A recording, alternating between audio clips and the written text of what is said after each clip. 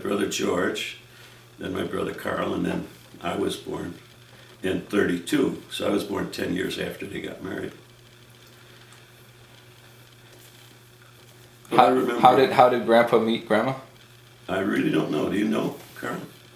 I think they just grew up in the same neighborhood.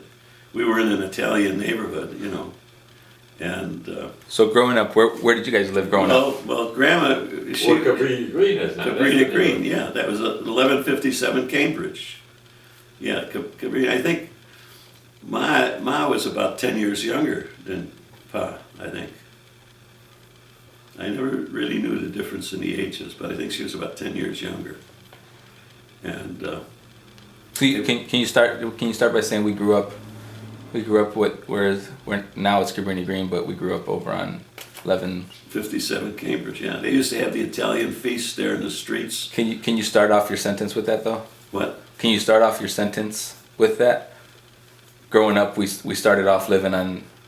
Well, starting off, we grew up at 1157 Cambridge in Calabrini Green, and it was really a very tight-knit Italian neighborhood, and the stores had all Italian signs, and they had the Italian ice maker there, and the church, St. Philip Benzi.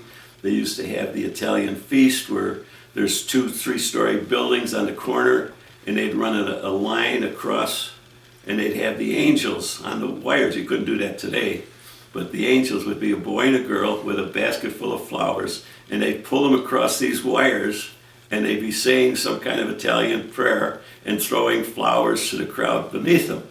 You could never do that today. It just wouldn't happen. And then they had the statue of the Madonna, and they'd have a procession, and people would go and put money on her, and she would just be full of dollar bills, you know. And the feast itself, they had slot machines, and they had dart throwing, and they had clams and oysters, and I mean, it was just an old outdoor Italian feast with dancing in the streets and everything else.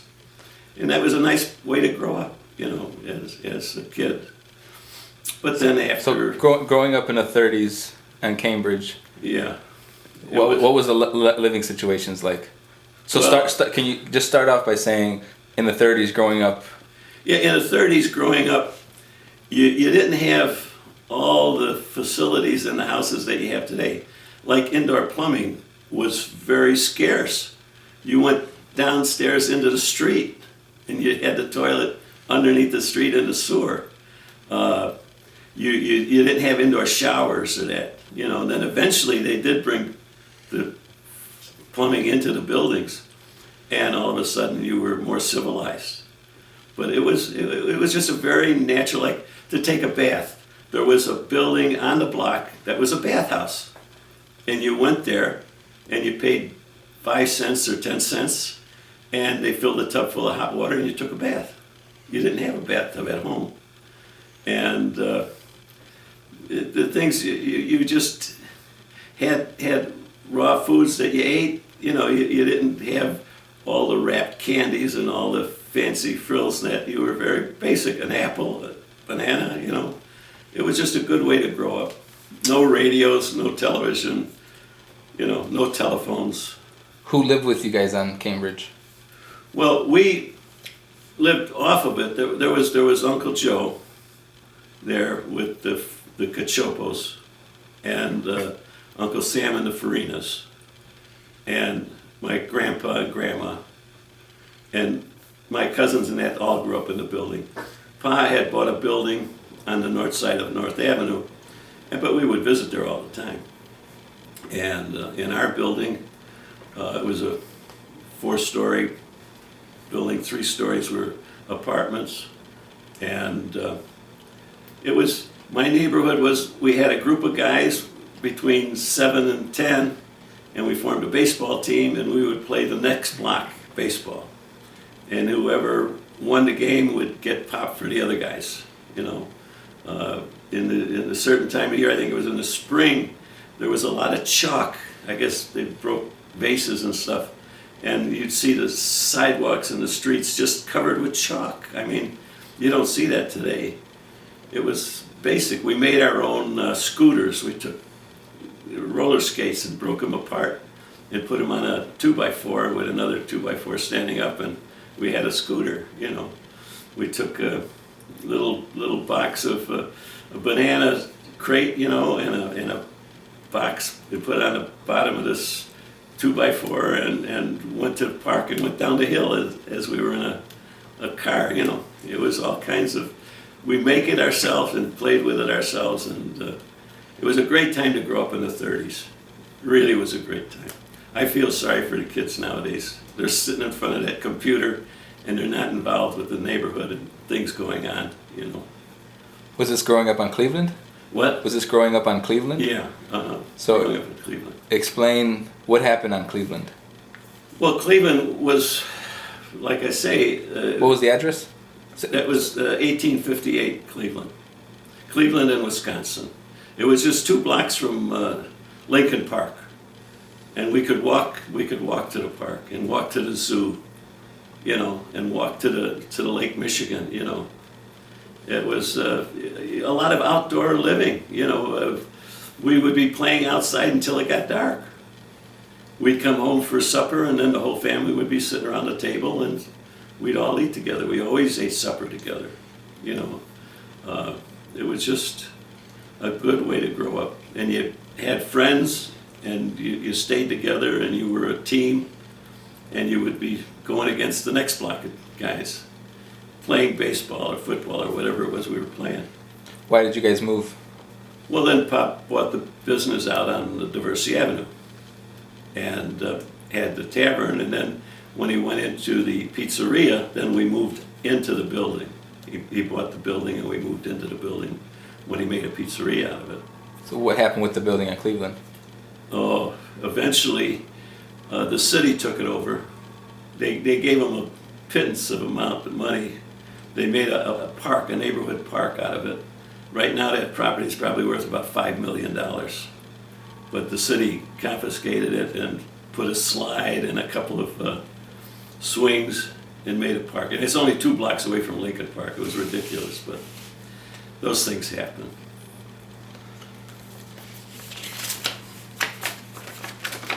So talk about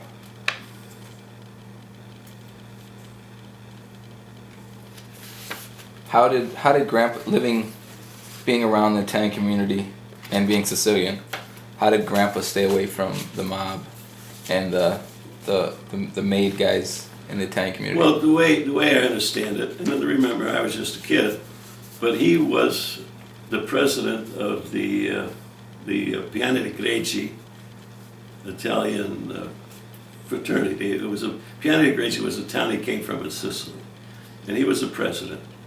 And they always had picnics and things, you know, and would officiate. But he wanted to get away. He knew all of them. He knew everybody in the Sicilian groups and that. And he wanted to get away from that. He didn't want to bring his family up.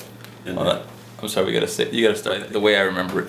yeah, the way I remember it is, Pa was the president of the Piani di Greci, which was an Italian fraternity from the town Piani di Greci in Sicily where he was born.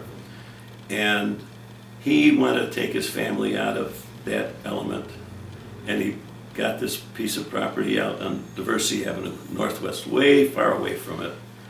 And as we were growing up, he said, look, we know all those people, and they're going to come to us and have pizza, and they're going to pay their bill, and what you don't do is you don't gamble, you don't have any girls, and you don't ask them for any money. And when they come and eat, you give them a bill and they pay for it. And that was it. And we just grew up that way, and we had a very nice restaurant and never had any associations. But he knew all those people, and he just walked away from them. He just didn't want to have any part of that. Can you say something along the lines of when it came to the mob or the? Well, there was one incident that I... No. I need you just to say something about, you know, Pa made sure we stayed clear of the mafia. Yeah, there's a book that was written back, I think, in '52 or something like that. And in one of the chapters of the book, Pa's name is mentioned as a member of a board of directors of a cheese company that was being made in Wisconsin. Now, Pa didn't want to have his name associated with those people. He had nothing to do with it. So he let them know that, you're putting my name on a thing that I have nothing to do with. You get me off of that. Well, later on, as I grew up, I found out that the board of directors and that it was all connected with the mafia, and most of those guys were eliminated after they established the cheese company. But my father didn't have anything to do with it, and he was out of it, But they knew who he was, and they knew he had a clean name, so they thought that was a good name to use. But he never associated with them.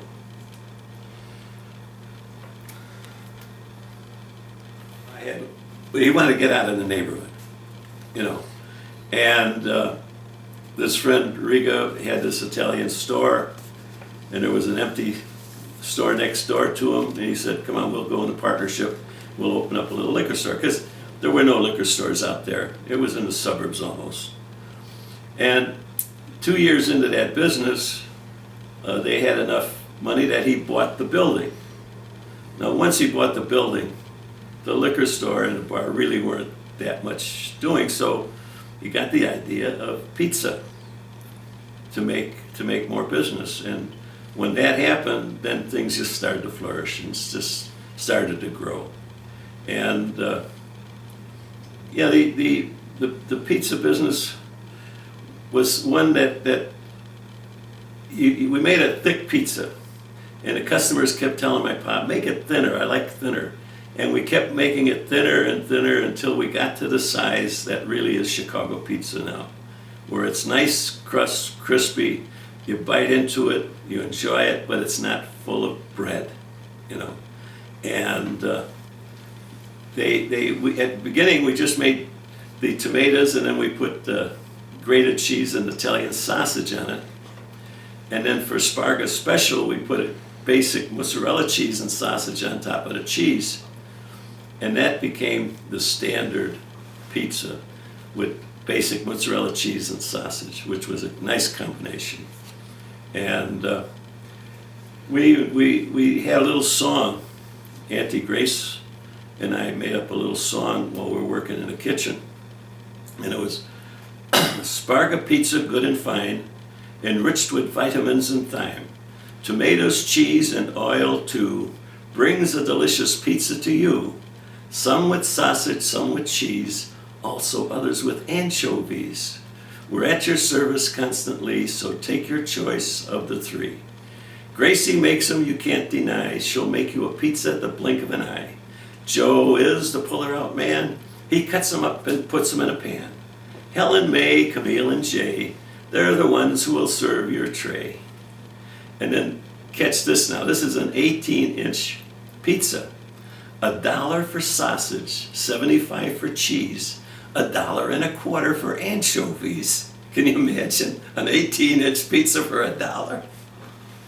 But anyhow, that was the way it was, and that's what we did, And my brother Carl and I, we worked in the kitchen, and my sister Rose, she was more the manager and running the register and that. And we had other people, making pizzas with us. Auntie Grace was a very good one for making pizza. And I remember one time we hired a young fellow from California, and he would be making a pizza, and he had an eye for the girls. And back then, the pizza kitchen was in the front window. So we had people outside looking at us and people inside looking at us because it was a novelty. And I would be rolling the dough out, and when I get it rolled out, I'd pick it up, I'd throw it up in the air, and then Joe would catch it and put it down, and he'd make the pizza. Well, this one time, there was a pretty little girl standing in front of him, and I rolled the dough out, and I threw it up in the air, and he caught it. Instead of putting it down to make the pizza to show off to the little girl, he threw it up in the air, and he's waiting for it to come down, and everybody starts laughing.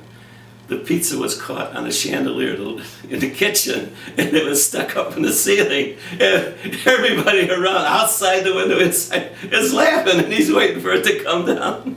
He looked up, his face turned so red. I mean, I wish I had a picture of that, because you could never find that expression anyplace else. Yeah, things like that just made the day, you know. Why do people order it not like we still say, can I get a cheese and sausage pizza? Why do we have to say cheese? What is the origin, like, what was an original pizza? Was Well, cheese? the original pizza didn't have the cheese as a base. That was our special. The sausage, the oregano, and the grated cheese, and the tomatoes, and the dough, that was the base. And then whatever you wanted to put on top of it, like sausage or cheese or anchovies. And then we started with the combination of putting a layer of mozzarella and the sausage on top, which made a much nicer pizza, you know.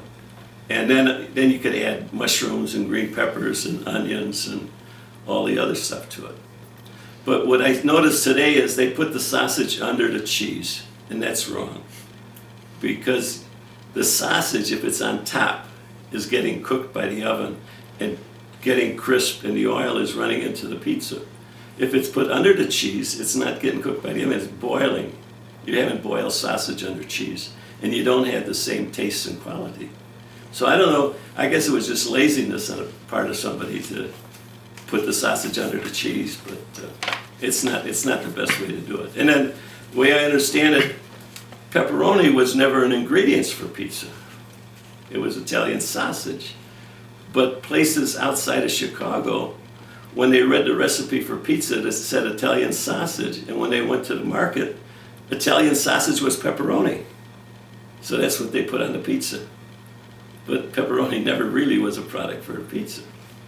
It was just an interpretation of Italian sausage in places that didn't have real Italian sausage. But we go along with those, and that's the way life is, and things change, you know.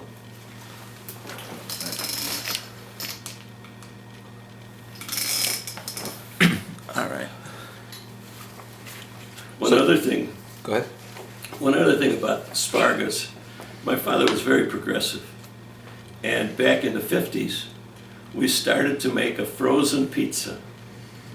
And Spargas, I could say, almost was the originator of frozen pizza. And when I went to college at Loyola, my first marketing paper was on frozen pizza. And that was in 1951. And we had a marketing company looking into it. And then, of course, the Korean War came, and my brothers and I all went into service. And that frozen pizza stuff kind of stopped. But I had a marketing paper in 1951 on frozen pizza in the stores, in taverns, and taking it home, you know, and cooking it at home. And in 55, we started making frozen pizza again, and we went into Dominic's. And Dominic's was selling our frozen pizza. And there was another friend of mine, he had a vending machine, he was selling our pizza. But, well, it was just one of those things. I kind of gave up the idea and decided to go for a wine trip to Europe, and that was in the frozen pizza. But it was a great experience. So what are some other funny stories at Sparga's? Well, like Auntie Grace was a great one. Like when we made the pizza, we had a gallon container with a ladle in it, and you put it on the pizza and rub it. So when the container was empty, we went to the refrigerator, and there was a 15-gallon thing of tomato sauce. And you'd get a ladle and reach in and fill up your pot. Well, this one time, Auntie Grace went to get this filler pot up, and the ladle was in the tomatoes. And she had to reach in with her hands, you know, and fill up her pot. Well, instead of putting it on the edge of the thing, she threw it back in. She said, the next guy's going to get his hands in the tomatoes. Little did she know that I was working next to her. And when I got down to almost to the bottom of mine, I would switch with her. So that the next time she was empty, she had to go back and get that pot again. And she threw it back in there. And she didn't know that I was switching my pan with her. She did it about 3 times, and then she realized she was the only one reaching into the tomatoes and getting it. Her brother came in one time. He said, Grace, make me a nice beef sandwich. So Auntie Grace was really clever. She went and got some paper napkins and put them in the gravy.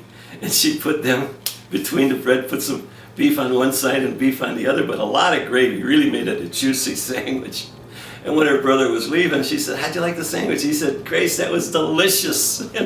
Never told him that it was napkins, paper napkins, instead of beef. But it was gravy, it was tasty.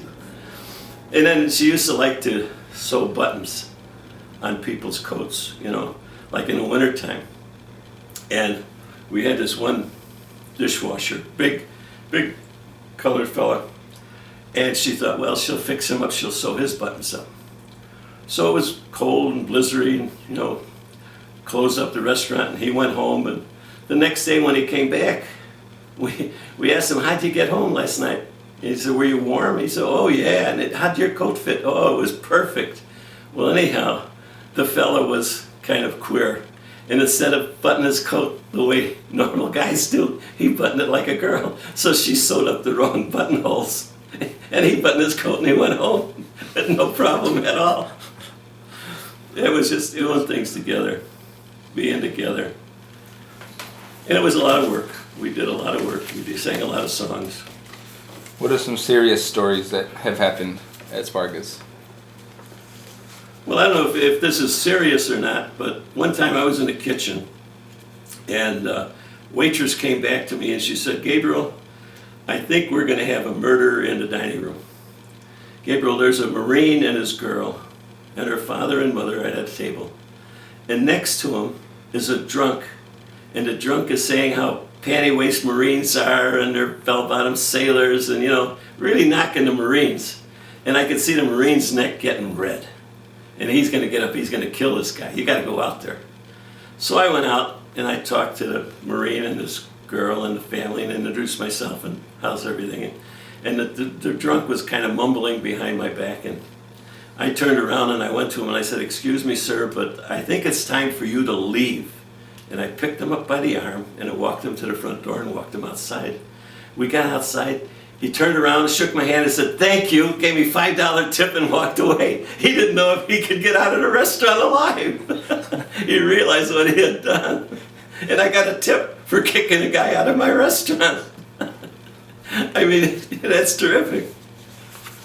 I came back from a trip, and I got off the airplane and I didn't have a dime in my pocket. I was completely broke. Well, I got in the cab. He didn't ask for no money.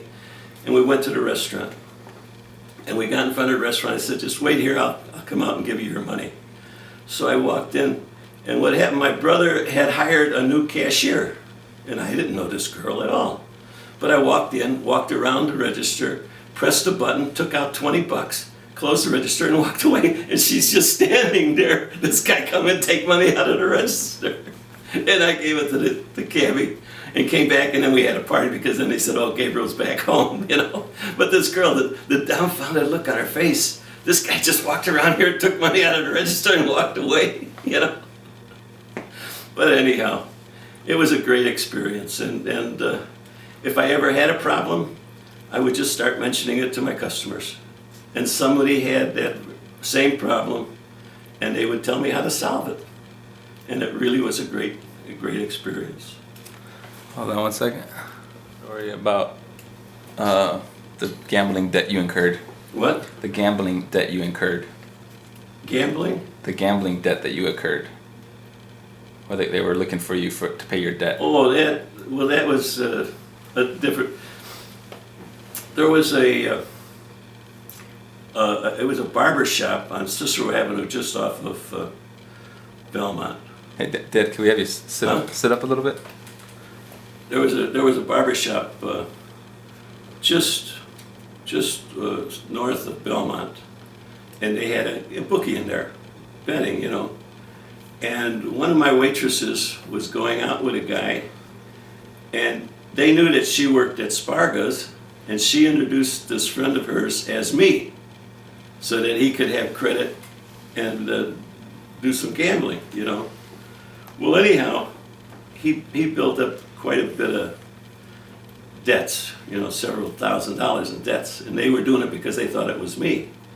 So one day this guy came into restaurant, and I was behind the register. And he said, "Are you Gabriel?" I said, "Yeah." He says, "The barber wants his money." I said, "Well, what barber? Who wants what money?" And he said, "You're kind of into him for several grand." And I said, "I don't know what you're talking about." Well, anyhow, I said, "Look, you tell me where the barber is, and I'll go see him." So he left. He told me where the barber shop was. And I had a friend who was a sergeant on the police department. And he happened to be in the restaurant at that time, and I told him what was going on. I said, "This bookie thinks that I owe him a couple $1,000s in bets, and I never been in this place, you know." So he said, "Let's get in a car." And we drove over to the barber shop. And he said, "You sit here, and I'll go in." And the sergeant went in, talked to the bookie, came back out and said, "Okay, you're all clear. Let's go back and have something to drink." What happened was this girl had promoted this guy as me, and they were extending credit to him because they were thinking it was me from Sparga's, which was a legitimate business. And the cop let him know that he wasn't, he wasn't dealing with that person. And I got out of it. But otherwise, I think if I didn't have this police officer go and do that, they would have come and broke my legs or something, because they didn't know that I wasn't the guy. I mean, the guys who were doing the dirty work wouldn't know it. The barber would have known that it wasn't me, but the guys who were doing the dirty work wouldn't have known that.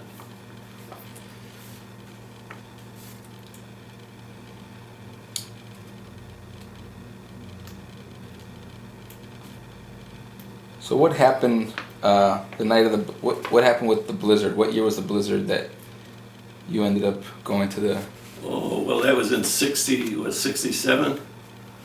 Yeah, it was, I closed up about 2 o'clock in the morning, and the snow was really coming down, and I got home, and I pulled the car into the drive and went to bed, and 8 o'clock in the morning my phone rang, and my brother Carl called me. He said, "Gabe, I'm snowed in, I can't get to the restaurant. Why don't you go open up?" So I looked out the window. My car was snowed in, but I was only a couple miles from the restaurant, so I got dressed and I went to Harlem Avenue, and I put out my thumb, and a car came by and picked me up. And I told him where I was going. He said, "Oh, I know Sparga's, I'll drop you off." Within 15 minutes, I was at the restaurant. Normally it takes me a half hour, in door-to-door service. But then one of my busboys came and we were shoveling out the sidewalk, and this pretty blonde girl, all tight, really nice fitted, was walking down the middle of the street. And I said, "Hey, how you doing?" She said, "Oh, I had a hard time last night." And I got talking to her. She says, "I was over on Lake Street in Central, and my car, conked out on me, and I couldn't get it started. And I kept asking people for a jump, and nobody wanted to give me a jump, I said, "Well, those things happen." And she kept walking, got on the bus, and took care of her car. But nobody gave this pretty little girl a jump. That's a shame. Something's wrong with Chicago. I don't know.